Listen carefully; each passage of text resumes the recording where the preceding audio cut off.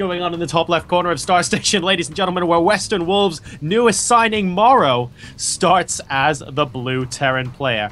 He is currently down 2 games against the red Protoss. In the bottom left-hand corner, the red player representing FXO EU, who is up 3-1 in this best of 9. It is BabyKnight. Now, I know I owe you a drink at I-48, Josar, after, of course, two drinks, my friend. 160, drinks. then 200. I think you owe the chat mods about 50 drinks each after mentioning League of Legends on a StarCraft 2 stream. They're not gonna have fun right now. But just to finish my point, though, so the guys in chat don't lynch me and know what I'm talking about, Riot aren't afraid to ban players who are bad-mannered from League of Legends tournaments, even if they are, like, star players. And I think that the way players behave themselves and the way they set examples for other people in the community should be a much bigger issue than it currently is. And I love the fact that the guys we're casting right now are good friends, they're really well-mannered, and they set an example that everyone, us casting and everyone in chat and stuff like that as well, I like the fact that they're setting an example we can all follow.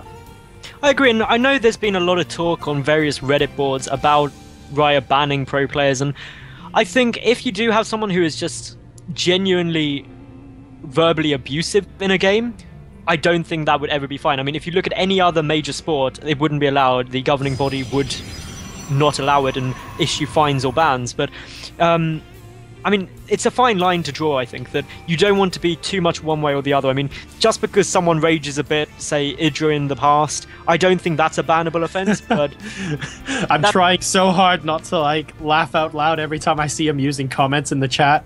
But one thing I do have to say, there are over 2,000 people in the chat, and I'm really enjoying reading what they have to say. A lot of these guys are really, really good sports. So if you guys are wondering, it's not just the players that make these games fun to cast, it's you guys as well. So props to you, and a drink if you're holding one to the spectators. We owe you one. And Reapers, yeah, go Morrow. What we know you like doing best. Now, Reapers, of course, have had a massive change in Heart of the Swarm. There's no other way to say it. 1, you don't need a tech lab to make them. 2, nope. They no longer do stupid amount of damage to light. And they're 3, really, really, really fast. So, between those things, it's kind of like they're these flying, quick little stabby ninjas, which don't really do very much. Quick little stabby ninjas. I couldn't think of a good analogy, okay? I was trying, and it just didn't really work, and I just thought I'll plow through with it, it'll be fine, but... Of course, if they get in your base in decent numbers, which we're seeing Morrow produce quite a lot of them already, they can do significant damage. It just is no longer the case that if you get one Reaper in your base, it's going to kill a couple of units ASAP. You've got to have larger numbers to chip away. So hopefully we'll be seeing that happen. Really cool micro. I'm not even sure if that was intentional. That was so good. From that Stalker from BabyKnight, positioning himself on the ramp so that the SCV's AI needs to come up and go around him. But in the meantime, 3 workers have got into the base. They are one-shotting probes at the moment and having the time of their lives on their lovely little Heart of the Swarm combat drugs, of course, because don't forget, Terrans are a race of habitual drug users here in the StarCraft expansion. A decent number of workers killed there. 6 as it stands, but it looks like all but one of the Reapers are going to die. Current work supply, 24-22 in favor of BabyKnight, and that last Reaper just made me a liar.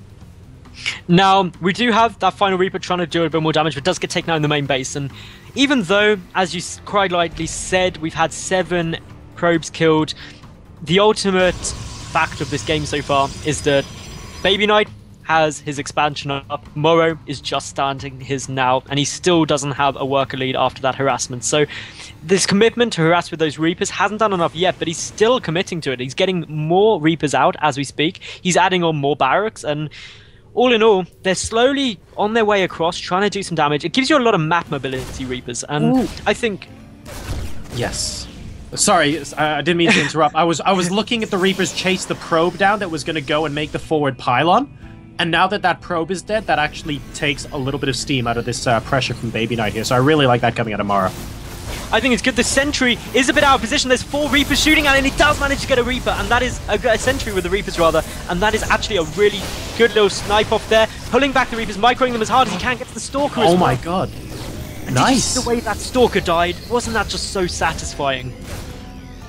As a Terran player, yes. As a Protoss player, maybe not so much. It was cool to see 4 Reapers microed against the Stalker, Not something you see every day in StarCraft 2. And we have got 3 more Stalkers marching in, trying to knock down the front door of Morrow here. And SCVs are being pulled to repair he needs to repair the supply depot so quickly. He doesn't want the Stalkers into the base, managing to get the repair off just in time. In the meantime, the Reapers inside the main base of BabyKnight still doing a lot of damage, trying to pick apart as many probes as he possibly can. A couple of Stalkers will be able to clean this up, and it looks like both sides are going to stabilize somewhat, but the 3 Stalkers from BabyKnight really denying a lot of mining time from Morrow there. At the end of that, BabyKnight is still ahead in workers, 28 to 23. And I've got to say, this is the sort of thing which is very awkward for you. If you are going for this really, really aggressive style early on, you have to kill more workers than your opponent has made by going economical. And that's just something that so far Morrow hasn't achieved. These couple of Reapers are getting taken out by these Stalkers, and of course the Stalker numbers are now getting quite substantial. There's 5 Stalkers. The force field's absolutely brilliant, catching another Reaper there, and the final Reaper comes back! Oh no! Why? That must be unfortunate AI pathing after Morrow clicked it somewhere else. That's twice this game now he's managed to survive with a Reaper and then unfortunately have it destroyed by something. And now BabyKnight has a massive scope for a counterattack here. He's up over 20 supply over Morrow now. Morrow is unable to get the bunker down at the front of his natural expansion. The orbital is going to land, but he doesn't have the army to defend it right now. The army supply is 22 to 9 in BabyKnight's favor, and at best, Morrow is not going to be able to mine it as natural. At worst, though, this is probably game. The thing is, Morrow is still just producing Reapers, and BabyKnight has seen that and has just gone for a lot of Stalkers, and there's the GG out of